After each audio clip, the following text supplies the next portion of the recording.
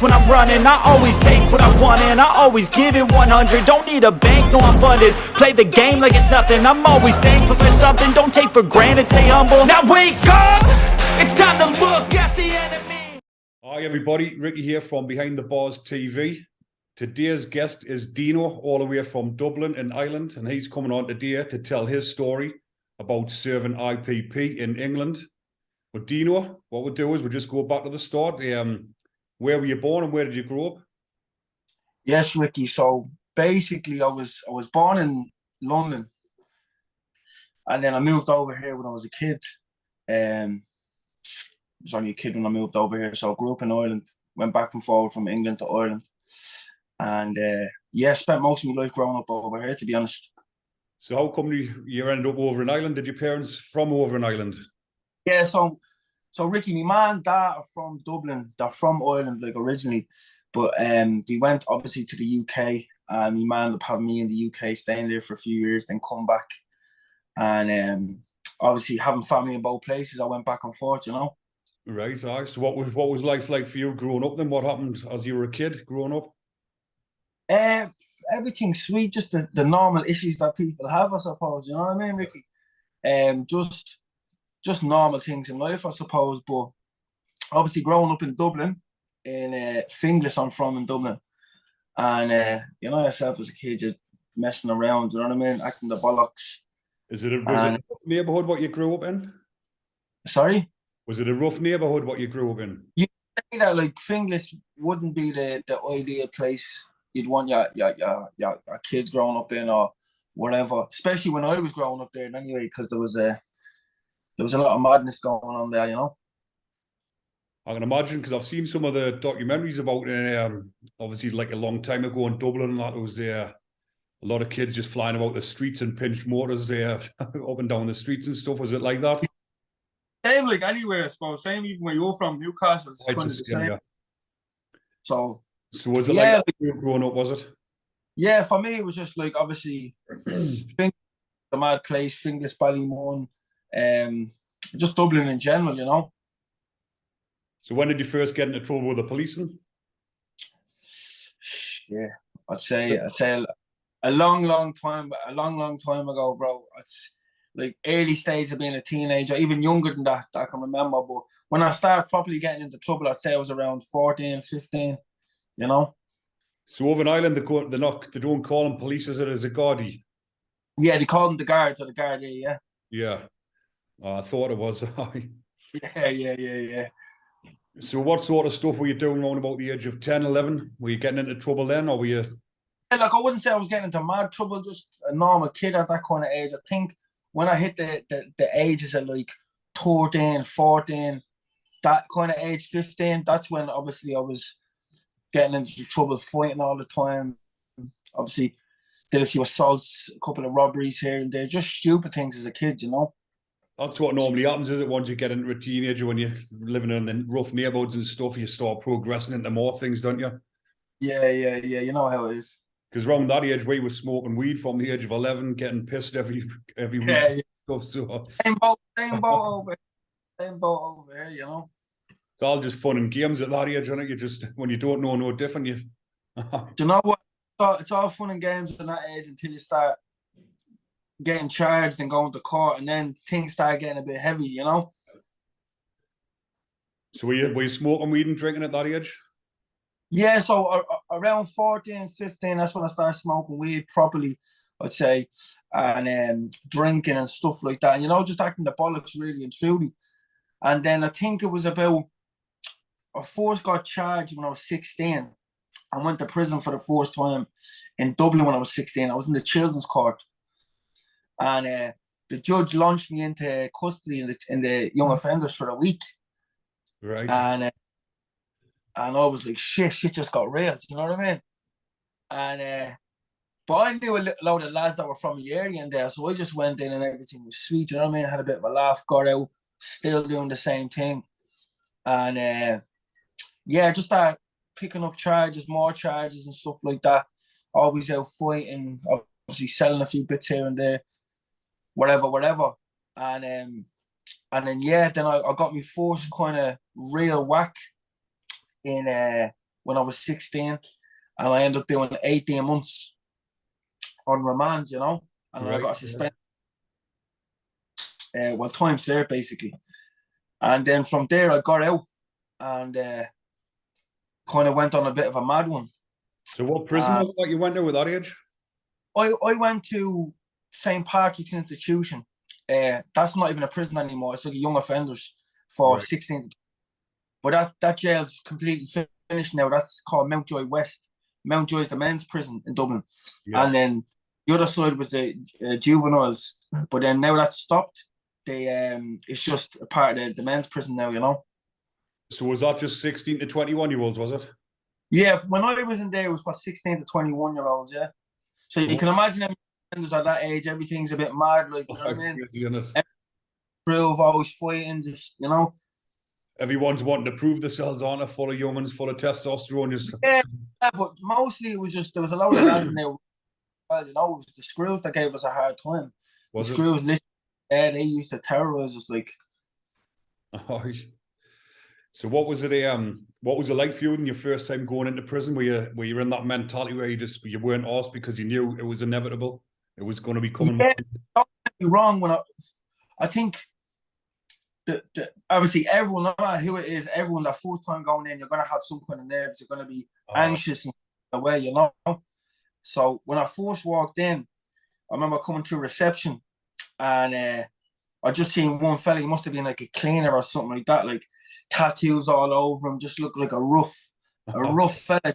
And he was a big lump as well. So I says, and I was only tiny at the time. Like when I was 16, I was only small. So I walked in. I said, I'm gonna have my hands full in here. Like I just know I'm gonna have my hands full, you know.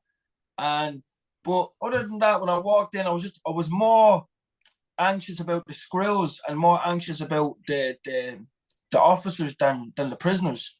Do you know what I mean? Because I don't like getting told what to do, or someone telling me I have to do this or do this way. Do you know what I mean?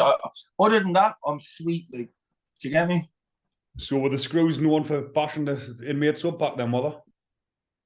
Like, we were like 16 and they're 17, and the Screws were all full-grown men, you know, and three of them would come on top of you and kick the butt. They'd break you up, like, do you know what I mean? There was one incident I remember when I was in there, I think it was 16, 17, and a friend of mine, he's passed away now, but a friend of mine was in there, he was only 16, 17, and a parcel came over the wall, and he plugged, I think it was a bit of hash at the time, a bit of hash or whatever, so they took him down to reception, and he came back up crying on the land, and we were like, what's going on? Obviously, the Screws put the gloves on and went up him and took the hash out. Do you know what I'm saying? Yeah, no. Bro.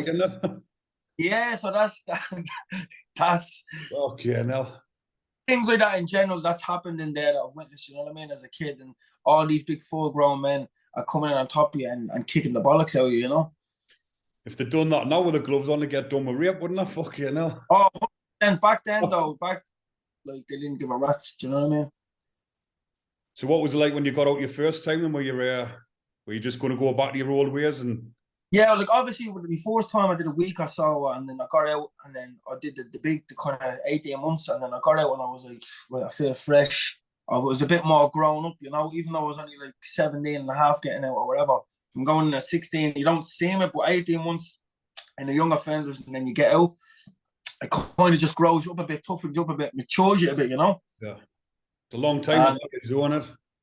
What? It's a long time at that age, isn't it? Fucking first. Yeah, bro, at that age, like, it doesn't seem long. It doesn't seem long now, but at that age, it's a long, long time, you know? So, yeah, I end up getting out, fucking just hype at all my friends. Oh, my boys just had to get out of jail, partying, drinking, whatever. And then bang, I just end up fucking just getting on a bit of a rampage, you know, on the session, and then did a few things that I shouldn't have done, and got myself into a bit of trouble, you know. So I ended up fucking getting charged for a few more things, a couple of assaults, robberies, etc. And then I said to myself, I was looking at about 6 or 7 years on these charges, you know, with a few other things thrown in on top. So I said to myself, it's either go jail or do a boner. And I wasn't trying to do another whack again, especially at that age. You know what I mean, Ricky? Aye, definitely. I said to myself, do you know what? I said, I'm just going to bounce out of here for a while. I ended up going to London and like Slough it was. And I ended up staying over there for a while and making a bit of money over there, whatever. And What was yeah. it you were wanted for? And what was it you were done and you were on your tours for? Oh, so when I was in Ireland, I was wanted for, I think it was 3 assaults and 2 robberies. Right. And then I think it was the guards were looking for me for a stabbing also. Right. So obviously that's when you bounce over to England then. So allegedly, these are the things that they were allegedly looking me for. Yeah. So I just said to myself, fuck this. I said, I'm gonzo, you know? So what was it like for you going down to London then? Obviously with you being from Ireland and going to London. I London, it was in Slough, and I ended up having a bit of family over there, you know, like I was saying, I have a bit of family over there, so I stayed with them for a while. And then, like I said, I was making a bit of money over there, and obviously I was on the run, so I was kind of trying to keep my head down, but at the same time, I really didn't care because I was in a different country. I was like, they're not going to catch me. Long story short, I end up getting arrested for false imprisonment, robbery, 2 counts of assault, and yeah, bro, I ended up getting whacked over. So what happened with them charges then? Did you go to court for that? Yeah, so basically what happened is I ended up getting arrested for them, and I ended up getting locked up for them. But obviously I did the assaults and the robberies like a day or 2 before I got arrested. Right, aye. So I'm not going to get too further into detail about it that much, but yeah, the fella I ended up false imprisoning and robbing and assaulting him, he was a wrong'un, if you get me. Do you get me? And I found out he was a wrong'un, so me and my friend or whatever who was there, my co-defendant, we end up doing him over, you know? Right, aye. And but that never came out in court, you know? But long story short, when I was in the court, I was on the run as well, obviously from Ireland. So I was in there thinking, right, I'm going to get a bit of jail here. It is what it is. So they end up saying, right, we know you're wanted in Ireland. So I said to myself, bollocks. I said, I'm done here now. Do you get me? So I ended up going back for sentencing. The judge says to me, you're getting an IPP sentence. My solicitor says, I didn't know what that was. I didn't know what IPP was. It was in 2000. I got arrested in 2011. I got sentenced in 2012. So I didn't know what IPP was, Ricky. I said to my solicitor, she goes, oh, you're after getting sent. Long story short, you're after getting sentenced to 3.5 year IPP. So I was like, 3.5 years. He says, that's not too bad. And then I went downstairs and the judge, my sister comes down, he goes, how do you feel? I says, what do you mean? I goes, I'm out in 3.5 years. She goes, no. Oh, sorry, he goes, no. He goes, what do you mean? He goes, IPP means indeterminate sentence for public protection.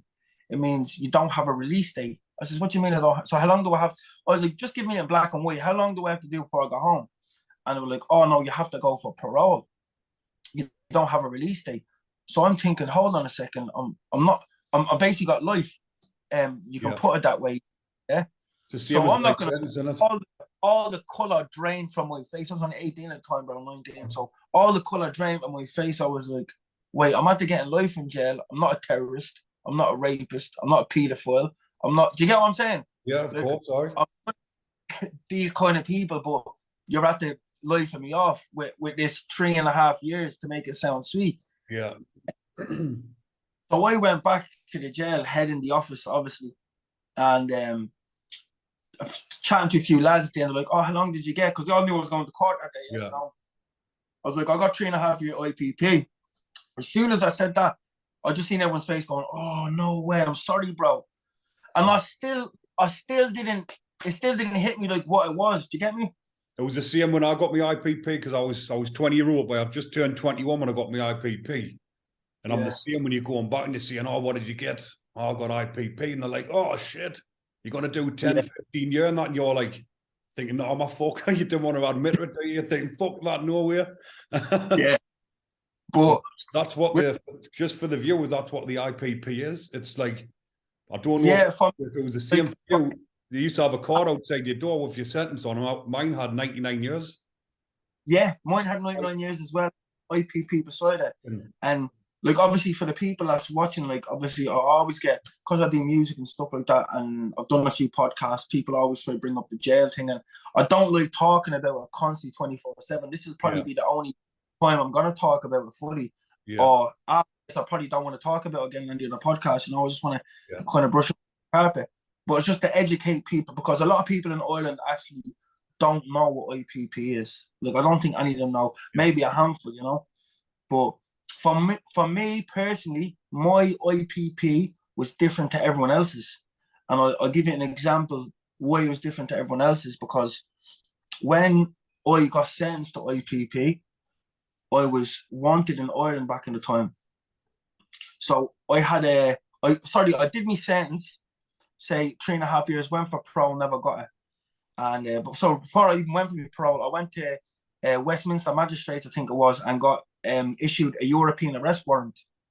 Now, when you get issued a European arrest warrant and get extradited, you can only get extradited when your sentence is finished.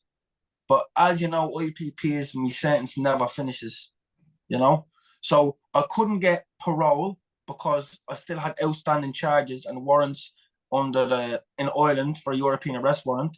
And then I couldn't get extradited because my sentence isn't over yet.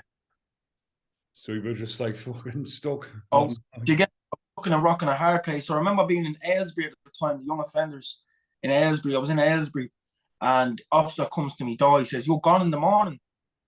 I says, "What do you mean I'm gone in the morning?" He says, "You're gone." And he says, "Pack your stuff." So I'm thinking, what's going on here? Am I going to a different jail? Am I going home? I says, "Am I going home?" And he wouldn't give me a straight answer. He just smiles. And see you in the morning. So I think, right, am I at the finding a loophole in this IPP thing where I can bounce back to Ireland? This is 3.5 years in or so. No, I went to the court, they put it back.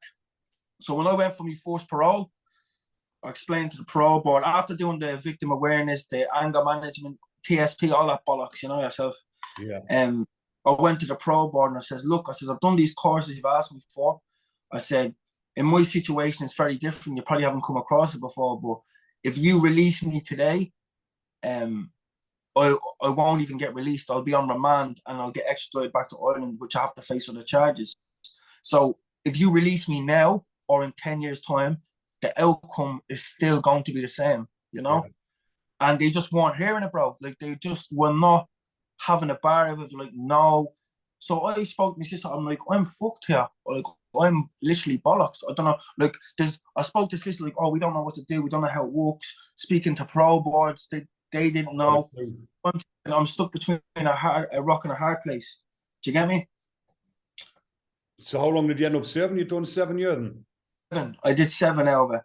Where did you end up going after that then? Sorry? Where did you end up going after Aylesbury? So from Aylesbury, right where I started, I started in Reading, went to Feltham, Reading, Aylesbury, then Pentaville, Scrubs, Wandsworth, HMP the Mount, and then I finished at Thameside. And then from Thameside, I went back to Ireland. So what happened then after your 7 years when you got released? Did they do what they said? Did you have to go get remanded? Yes, this is what happened to me. So when I went for my second or third parole, I think it's third one, I explained to them, I says, "Look," like, I'm not going to sit here and try to convince you that I'm not a danger to the public. I said, I'm past that situation. I'm past that era that we've had these conversations, even though you haven't sat me in this parole board before. And I literally went into the parole board thinking I was never getting out. So I just said what was on my mind. And I just said to them, I said, "Look," I said, "I'm not here to try to convince you that I'm not a danger anymore. That's not what I'm talking about. I need to get to the point where you have to understand the situation I'm in. I have to go back to Ireland and face these charges regardless. Like, it has to happen." Long story short, they ended up granting me parole. Said, "All right." They gave me the conditions. "Oh, you'd go back to Ireland. If you ever come back to the UK, you have to let us know and inform us, blah, blah, blah." I said, "All right, no bother." So I went back on the landing. didn't know about the parole, what if I got it or not. I was in Thames, so I get phoned in the cell of them times. So my cellmate answers the phone ring, my cellmate answers, I was out in the landing. And he's like, yo, he's like, she goes, it's Dean there. And everyone knew I was waiting for me parole in the wing, the whole wing knew, do you get me? So he comes out, he's like, is it good news? She goes, yeah. So he comes running out, he's like, yo, Irish, you're going home. He says, what? Everyone's like, yeah. So I start running up the stairs, gets on the phone call, the phone to me, inside probation. And she's like, oh, look, I just want to let you know that you just have to sign one or two things and your parole's been granted. And in between that time, from going to me parole and getting the decision, I was told not to get in trouble, not to get at. And then what happened 2 days after me parole, I got into a fight on the landing where about 8 of us. I got into a big man fight. So I'm sitting in my cell, depressed down me, not thinking, at this point, I'm done. And then so I get the phone call. She says, yeah. She comes up with paperwork, signed all the paperwork. I'm sitting in my cell. I'm giving all my shit away to all the lads. I'm like, I'm going back, boom, boom, boom. But then that night, I said to myself, because I remember getting the yoke, I went to court and they're like, within the next 10 days, you're going to get extradited back to Ireland. And then it just hit me. I said, bollocks, I have like 5, 6, 7 trials over here. I said, I'm fucked. So I went to a police station. I don't know what police station it was. I can't remember. Near Gatwick Airport. Anyway, and I remember going to the police bringing me there and 2 Irish detectives getting off the plane and put me in handcuffs and put me on the plane. And I'm thinking, oh, here we go. And then I'm the only person in handcuffs on the plane, you know. And I was huge at 7 years. And some woman, some like old Karen-looking woman, sitting across from me. She's there holding her bag while I'm in handcuffs on the plane. I'm like, do you think I'm really going to rob your bag and jump out the window? Fuck you know. Do you get me? Long story short, I ended up going back to Ireland. And on the plane, I went to the police station. They gave me 3 charge sheets. And then they brought me to court the next day. I got put on remand in Ireland. And I had all these charges, wherever. So I was thinking, this is the next chapter of my life, another big whack I have to do, maybe another 6, 7 years, maybe. So 14 altogether. That's what I was expecting to do. Yeah. And so I go to, matter of fact, when I went to the court, I was still in the children's court and I was like 24 years of age. Because all the charges that I ran from, I was under 18, I was 17, you know? Yeah. So they had children's court at like 24. And they ended up changing the law over here for if you were to get arrested from under 18 and then they were over 18, it goes to the adult court. So what happened was, this is how I got off with the charges over here, which was pure luck. I was in the children's court, sitting up there, and they had all these charges for me. And when they brought me back from the UK to Ireland, they brought me back on a photocopy of a European arrest warrant, which a photocopy isn't an original court document. It's on a photocopy, you know? It's not an original court signed, it's on a photocopy, and it was out of date. That's how they brought me back. So what happened was then I was in the court and they have one chance over here to strike out all the charges. So they strike out all the charges and they recharge me again. They recharge me. But when they recharge me, they didn't change the charge sheet numbers on the top of the charge sheets. Right. So my solicitor came down and he says to me, Dean, he says, I don't know who's looking over you or how blessed you are. I've never seen this before. I goes, what? He goes, don't say anything, just let me do my magic up here. Goes back up the court. He gives me all the charges again. And my solicitor goes to the judge, can you read out the charge sheet numbers that you've already struck out? Reads them out. Can you read out the new charge sheet numbers? The exact same. He says, Your Honour, you've already struck these charges out. The judge looked at prosecution and they were shocked. Bang. All the charges struck out, bro, and I walked out of court. Oh, fucking hell, I bet you were buzzing there. Mate, I swear, I'm not even joking. That I was just blessed. I don't know what happened. I was just blessed. And then yeah, it was just kind of life. How long had you spent there then before you on remand in Ireland? Not long, bro. Not long. Maybe 4 months. What 3, prison 4 months. That was in Clover Hill Prison. It's a remand centre in Dublin. Right. What type of prison is it? Is it a rough jail, that one? Is it a...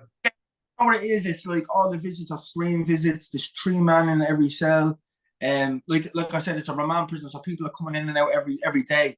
Do you know what I mean? Coming in and out every day. So for me, yeah, it was just like from going to a long sentence prison in the UK, coming all the way back to Ireland, having to adapt to everything again. Do you know what I mean? I was a bit all over the gaff, you know. But now that obviously you're back in Ireland, you're not on the IPP in Ireland, are you? But if you step, I'm not. IPP doesn't exist in Ireland, does it? In Ireland, you know. So, like, don't get me wrong. Since I came back, I've been to the UK a few times, maybe 6-7 times, but never did that. Like, always low key. Went here, went there, whatever. Now, even if I went over there and I got like stopped, I don't think that would happen. Like, I'm not sure. But if I got arrested now, I'd be bollocks. Do you get me? Yeah. So for anything, so when I go over there, and I'm in the process now of actually trying to get me IPP taken off completely, so I can go back to the UK and be able to visit there. You know. Well, once it's 10 years since you've been released, that's when you can start applying to get it and get the IPP removed. I heard that, but I have this woman on TikTok, IPP Commission or something like that, whatever. I can't remember the exact name. And she says they just changed the law about a month ago, and it's now only 5 years. Right. I'm not sure on that, to be honest, but I thought it was still 10 years. Yeah, it used to be 10 years. They've changed it, and they went to, I don't know, some new legislation bollocks, because they're the only people.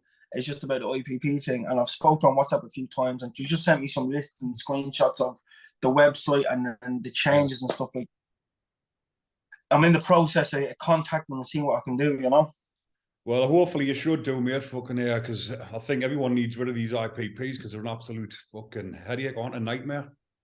Yeah. For me, like I said, for me, it's different because I'm in Ireland and not a lot of people know about over here, you know? But there's people that have family in the UK that are IPP, do you get me? And they still don't 100% get it, because even when I was on my sentence and I was ringing home, I told my family, back in 6 months I got into trouble. Yeah. That month is over. I got another 6 months I have to do. I got caught with a phone. And lying to them because I didn't want them to know that I was in there doing like a life sentence. Do you get me? So what was it like in the prisons over here for you then when you were all the prisons down London? Was it did you get on okay, or were you always fighting and stuff? Oh, like I was actually grand. I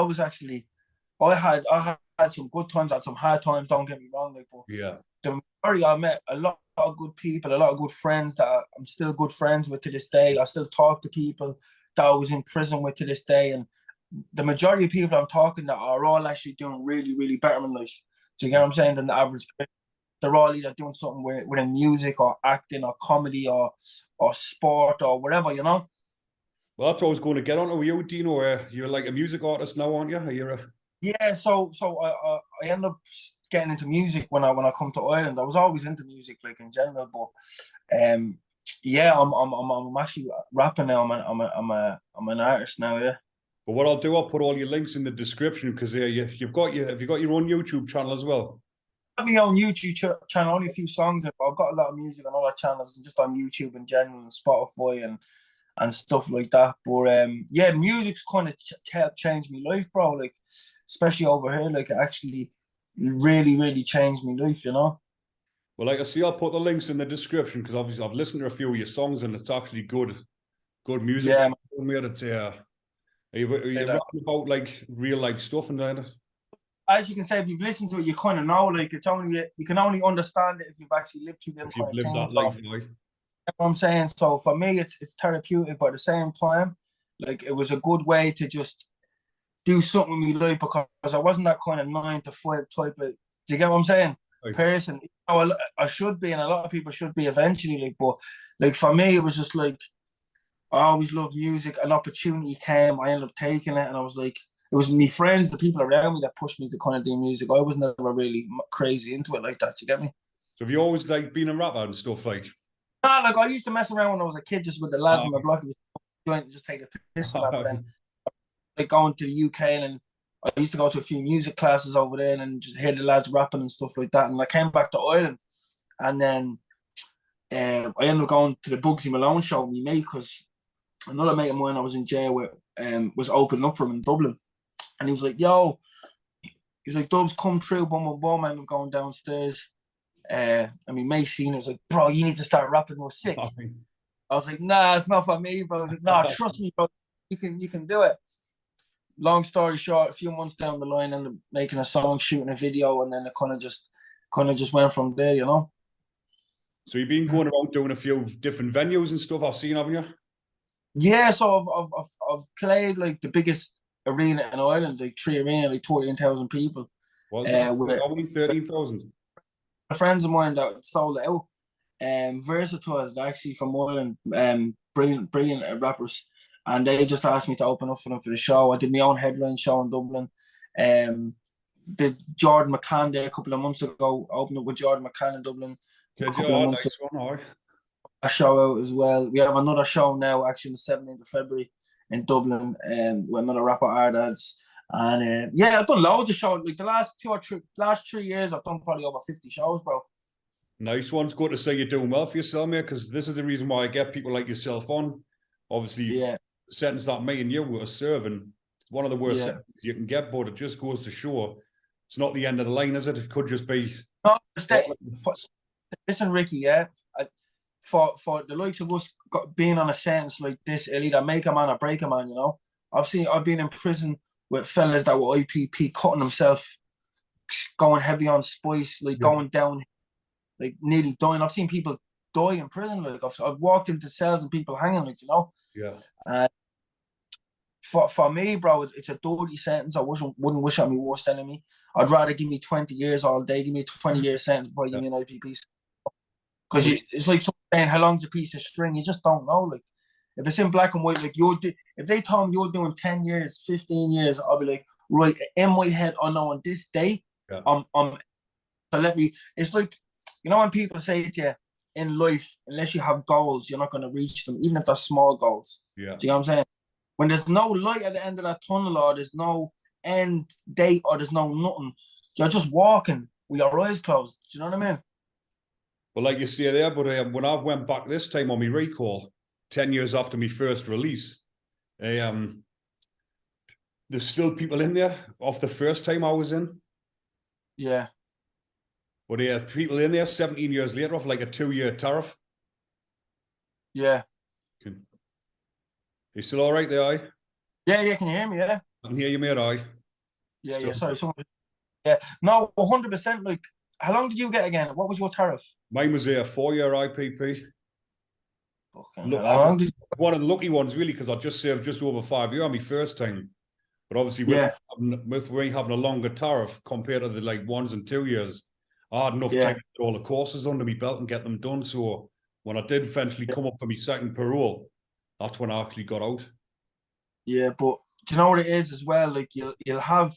I remember a situation where I was in Wandsworth, and there was a screw that we just didn't get on. We just hated each other. Do you know what I mean? And I don't even know what the actual reason was. Like, I can't even remember what the reason was. I think he caught me with a phone or something one day, and I ended up getting off for it, and I didn't get done for it. You know what I mean? For some technicality or whatever it was. And then he just comes into me one day. I remember saying, he said, "Listen, your IPP, your parole's coming up soon." He said, "You want to start behaving?" And I said to him, I says, "Mate," I says, "you're talking to me like I'm some kind of child, like I'm some kind of kid, like I have to obey to you because of a parole coming up." You know what I'm saying? And I looked him in the eyes and says, "Bro, I'm never getting out of prison." I said, "I'll banjo you. I don't care." Like, do you get what I'm saying? And then I said, I shouldn't have said that, but there's times in there where everything's compressed and all your emotions are like, do you get what I'm saying? There's days when you could be all right for a week and you could walk out of your cell one day. You just don't want to speak to no one. You don't want to look at no one. You don't have no conversation, no interactions. And then you have a screw coming in your face. Do you know what I mean? Do you get what I'm saying? And some little altercation like that there can knock you back for 2 years, can't it? Like if you come up for parole, that gets used against you. 1,000,000%. I think it changes your character. They try getting an IPP. They expect you to be crazy. Do you get what I'm saying? They expect you to be mad and getting into trouble. So the excuse. And then with an IPP is what I've got off it. If you're too good and you don't get into trouble at all and you're a schoolboy or whatever, you still won't get your parole. If you're really bad, you won't get your parole. You have to find some kind of weird balance where I can't even explain. They want to see progression from you getting into trouble, a lot of trouble to less trouble to less trouble to less. You know what I'm saying? That's what they want to see. And everyone's not like that. Do you know what I'm saying? Because like you said, if you go through your sentence where you've never been nicked, you've kept out of trouble, you come for parole, they look at you as if you pulled the wool over their eyes, trying to like pretend like you're something you're not, but it's fucking... Exactly. Put a fast one on. It depends as well all on the parole. Like you have to have all the factors together. Like for instance, I know the people listening to this will probably understand if they follow the IPP thing, or people that actually don't know nothing about it. But how it works with like the parole, you have to somehow get on side with inside probation and be on good terms with them, which is a 50-50. Then your outside probation, you have to be on good terms with them, which is a 90-20. That they're against you. Then the screws, writing up the reports. Then the parole. Like there's so many factors involved with it. It's like winning the lottery. Oh, it's, hard, it's hard graft, isn't it? Yeah, it's heavy, bro. It's fucking heavy. Like, do you get me? But what's the obviously the viewers are quite interested in about the prisons in Ireland, and I've done a couple of stories on here. Things that have happened in Mountjoy prison. What's I was in. Have you been in Mountjoy before? Yeah. I've heard that's it's a bad jail, that isn't it? Like rough, hard. From my experience, from the difference between the UK prisons and the Irish prisons, there's a big difference. Do you know what I mean? There is a big difference. Like in the Irish prisons, it's like everybody knows each other. You know, everyone knows someone that knows them. Like, and if you're gonna get got in there, you're gonna get got no matter what. Like if someone says get him got, and you have money there, he's going to get got or chopped up or whatever it is. In the UK, you go to a different landing and no one knows who you are. Ireland's like 12 prisons. In the UK, there's over 200. Yeah. Do you know what I mean? So, like you see, if someone's got beef in the prison, they've got nowhere to run, is it? They're fucked, aren't they? Oh, there's nowhere to run. So it's just, but you know what it is as well? It's not too bad because most of the lads in there will get along with each other. Do you know what I mean? Like, everyone just wants to back down, but there's a lot of drugs and stuff in there. And even in the Irish jails, like even in the Irish prisons, it's not the prisoners that are that bad. It's the screws. It's the officers. Do you know what I mean? Is it gangs in the Irish prisons? Is it like divided, or is it? I wouldn't say there's obviously there's gangs everywhere in little crews or whatever. It wouldn't be like the London jails or the UK jails. Do you get me?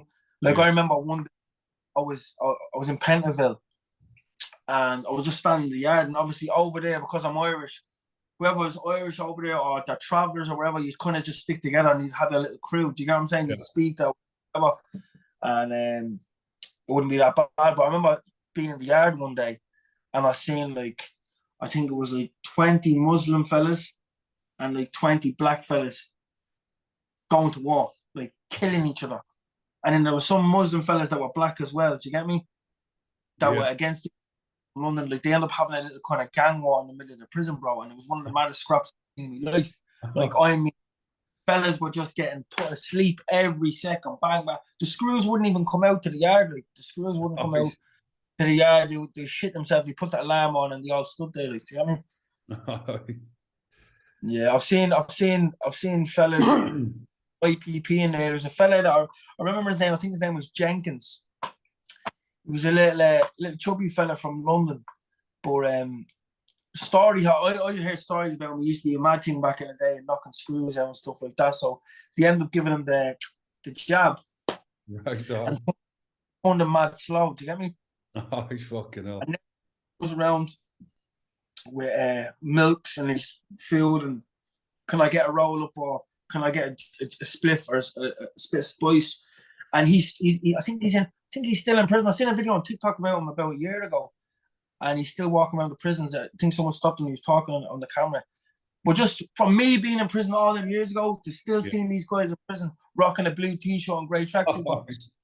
Do you get what I'm saying? I'm like, what the fuck? Like, do you get me? You know, it's got no ambitions in life. Some of them other. Yeah, man, it's crazy, bro. It's actually sad, bro. When you see these fellas, they have kids and families, and Like I've been in a cell with a fella that was IPP also, and I think he was in his like 8 year or something like that. Yeah, I think he was in 7.5, 8 years. And he's just telling me, like, when I went to prison, my daughter was like 2 months old. Do you know what I'm saying? Like 2 months old. He says, I've never like walked the park where I am like that. You get me? And the fella's a good guy, bro. The fella's like, I think the fella hit someone with a bottle outside the pub. Hit someone with a bottle outside the pub, split his head open, got IPP for it. Do you know what I mean? Yeah, I was the same when I was back in there. There was a lad in, I think his son was like 2 year old when he went to prison, and his son's like 18-year-old now, and he's still never been out to be with him. I'm not sure if you're aware of a story. I seen it a few years ago. Fella that was in prison, right? Can't remember his name or anything, but the story might sound familiar to you. He was in prison doing like, I think he was doing 10 months or a year or whatever. And he went in, he had mental health issues, and he burnt his mattress. And he got done for arson, and they gave him IPP. I think it was on the news before. ITV did it a few years ago. Yeah, he burned his mattress or in a cell or something, and the cell went up on fire, and he went to court, and they gave him, I think it was a 2-year IPP. He was in 11 years, bro, for lighting a mattress on fire. And there's people like that with the mental health issues that they're not getting out because they're not getting the support, and they're being deemed as a danger when they need to be in hospital or something, don't they? Yeah, no, 1,000,000%. There's a lot of people over in the prisons over there that are on. And do you know what's crazy as well? The amount of IPPs you meet in prison when you're IPP yourself is actually mad. And the stories they tell you, oh, I'm only in for this or I'm only in for that. And you're thinking, how long? And they're in for less things that I'm in for, and they're in double the time. And I'm thinking, well, if they're in for this, I'm fucked. Do you get me? What did you get done for again? Mine was Section 18 GBH. Fucking. And did you have previous convictions and all, yeah? It was my first sentence, but I was on bail for a similar offence, like a violent offence. And on the second one, obviously, I used a machete. Yeah. I ended up getting the IPP for that offence. But I was 20-year-old when I got my IPP. I'm 37 now, and I'm still on stricter conditions now than what I was when I got out of my IPP. And so what, like, for you, what's the story? Like, are you going to try to get this taken off completely, or can you go on holiday? I can't leave the country. I can't go on holiday. I can't stay out of my house one night without informing probation, or I'll be breaking my conditions. So just say I was out at a friend's house. I couldn't get a taxi back, and I ended up staying for the night because I have to sleep in my own house. I've broke my conditions. It's fucking. And is that conditions with you for the rest of your lifetime, basically? It's with us for the rest of my life until they take me off the license. But because it was 10 years since my first release, in October last year, I've applied to have it removed. Yeah. But they've knocked us back saying that I haven't done victim awareness and that I'm not low risk yet. So, but what happens now is every 12 months, I go up in front of the parole and I can apply to get it removed.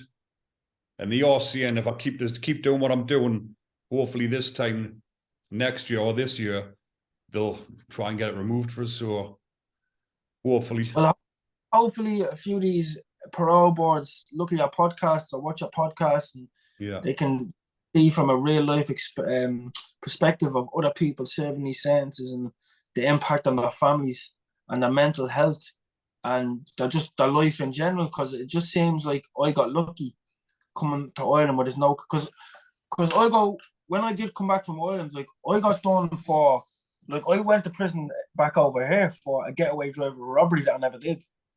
Right. Like I actually never did it as well. Like you only say like I actually didn't. I was like going to lift and something happened, whatever. And I was on remand for like a year or something for that. And then I ended up beating the charge. But like if that was in the UK now, and even if I bet the charge, I'd still be in prison, even though I got found not guilty on it. That's what happens. There's lads like you say, even if you beat the charge, you've already been recalled, and you've got to do the parole process again. You could be in 2, 3, 4 years for something that you've never fucking been. Another person as well, also in the UK, like say for instance, now I don't know if it's 100% true. You'd know better than me, but say for instance, now you're on a night out and you get stabbed or whatever. Say you get stabbed, you go to the hospital, or could you get recalled to prison for yourself getting stabbed because it's antisocial disorder or whatever? It's actually happened before where I think some lad got shot. Yeah. And he went to hospital, came out of the hospital, they recalled him in case he retaliated. Jesus Christ. So he's been shot and recalled to prison, even though he's fucking. And they're saying they've recalled him just in case he retaliates. The maddest IPP recall story I heard was this. I was in where was I? Thameside. So I was in Thameside. A fella got his parole from Thameside. He was out 9 days and he got recalled back in after serving a 9-year sentence. So he got out, he went to the hostel, the bail hostel or whatever it's called, and somebody gave him a roll-up with spice in it, right? Someone gave him a roll-up. Yeah? Oh, they basically pulled the spazzed out on the spice, hit the deck, he called the ambulance. He says, I don't know what happened, someone spiked me or something, and they didn't believe him. 9 days later, he's back in jail. Okay, no. Imagine after serving 9 years, and then that happens. Oh, it's absolute piss, isn't it? Because I remember being in there, and I used to read the Inside Times. Remember the Inside Times? I remember the Inside Times every month. Yeah, you'd wait for that every month, hoping there was something, hoping there was about IPP or some kind of good news, and it just never came. Like, no. But there is something happening this month where they're in the fucking House of Commons or whatever. There's something meant to be happening with the IPPs. I don't think anything's going to happen with it, but they still hope that they're going to try and change some of the rules. Well, look, hopefully, I think the best outcome for anyone that's IPP, for anyone that's watching that has family in doing IPP or friends or whatever about this sentence, look it up, Google it, look it up. Watch videos about it, watch other people's podcasts about it, like read about it so you can actually understand what it's like, because I probably wouldn't do a podcast with anyone about just prison itself. Yeah. Do you get what I'm saying? Because it's not really that important. Nearly everyone I know has done a bit of jail. Do you get me? But I think a sentence like this is inhumane, forcefully. It's inhumane. It shouldn't be in this country in any way, or you wouldn't even get this in Russia. I don't think they wouldn't be giving out these sentences. You know what I mean? So I think anyone that wants to know a bit more about it or needs to be educated about it, you obviously watch his podcast and stuff like that, but actually read about it, what it means. Because people think, oh yeah, you just be good in jail, you get parole and get out and right. It's not like that. It's worse than a life sentence. Do you know what I mean? Like you see, it's hard graft. You've got to jump through all the hoops. You've got to prove to them that you're a changed person. But how does anyone know that you're truly changed? And also that exactly. And it feels like you're guilty until proven innocent. Basically, you have to prove you're good instead of them proving you're bad. But you know what I'm saying? It's like when you're in there, they're keeping you in jail for what you might do, which is fucking. Exactly. Like, how can you? What I didn't understand as well, like, how can you tell someone that, oh, well, we don't want to let you out because you might stab someone, or you might shoot someone, or you might rob a car, or you might do this. So I might walk out the door and get a bang of a bus tomorrow. You don't know what's going to happen. Do you know what I mean? So, yeah, like I said, anyone that's watching, that's probably watched most of your podcasts or your subscribers or whatever, or anyone new that's watching, because obviously I'll give it a share when it comes out and stuff, you know. So, yeah, look into the IPP thing. Take it serious. And anyone in the UK, if you know any like these, you have to sign these petitions around. Like, every single person that supports this helps. Do you know what I'm saying? Like, every single person. Just had a little bit of a glitch there, but we're back on. We're back. Yeah, we're just finishing off with the IPPs and that there, but obviously, apart from obviously you're doing well with your music and stuff. How's life going for you at the minute? It's good, Ricky. Came back, obviously changed my life with music and stuff like that, trying to do something better with my life, you know. Had my daughter, with my missus and stuff like that. So yes, life's a lot better than it was a few years ago, you know. Oh, good. It's nice to see. It's like you see, it's all about sharing stories and seeing other people's experiences and seeing people doing well in life after having such a bit of a bad start in life, fucking prison sentences and stuff. But for me personally as well, like, I remember when I was sitting doing an IPP, there were certain stages when I was in my cell on my own, I was thinking, wait, this is me now. Like, I'm just got to accept this. Do you get what I'm saying? Accept this life sentence or whatever, or don't know when I'm getting out of prison. So, yeah, like I said, like it's hard for people doing an IPP sentence. For a man, whoever man you are, strong, whatever, it don't matter. It takes its toll on you. You get me, mentally. But I think we've just about covered everything there. Dino, it's been a pleasure having you on, mate. Like I say, it's good to see you doing well. But what would you say to any of the young'uns now going down the path we were going down and gone down the wrong route and going to end up in prison? What advice would you give them? Well, first of all, thank God there's no IPPs anymore. Yeah, lucky they don't do them out anymore. But yeah, for me, like, doing music and stuff like that changed my life. Don't get me wrong, everything I've been through was for a reason, to get me. But I wouldn't wish it on my worst enemy, a sentence like that. So yeah, just the crime life is not a good life because it only ends two ways: in prison or in a box. That's it, you know. It doesn't last forever. That's the reality of it, isn't it? Yeah, you end up in prison doing a life sentence, or you're gonna end up dead, or you're just gonna end up having a family. I think family is the most important thing you need to realize in life. You realize family is the most important thing. You're halfway there, you know. I think it's not until you get into your 30s, not is it? Like when you're in your 20s and teenage years, you're not arsed there. You didn't give a fuck about anything. Like once you start hitting your late 20s, early 30s, it should hit you. It should hit you when you turn 18, really and truly. But life's not like that. But yeah, like it's just crazy. Anyone that's watching, that wants to know about these things, like I said, just really understand the shit that people's been through in these sentences, and thank God no one else has to deal with them anymore. But unfortunately, there's still people on them, and spreading awareness is the main thing, you know. And shout out to you, Ricky, as well, for doing these podcasts and putting IPPs in the spotlight, you know. And that's how I actually came across you. I contacted you because I came across you on YouTube, you know, just browsing. And I seen what you're doing. I watched a couple of your podcasts. And for me, I just had to get in contact with you because, like I said, it's something that I've been through and I know what it's like. So I have to pay my dues. Fair play to you, man. Well, I'm pleased you did, and I'm glad for you to come on and share your story, mate. But been a pleasure having you on, mate. But like I say, I'll put your links in the description. But I'll leave one there for now, people. If you enjoy the content, remember to like and subscribe. Take care. Subscribe. Make sure you subscribe to the channel, yeah? Bless, bro. Yeah, look out yourself.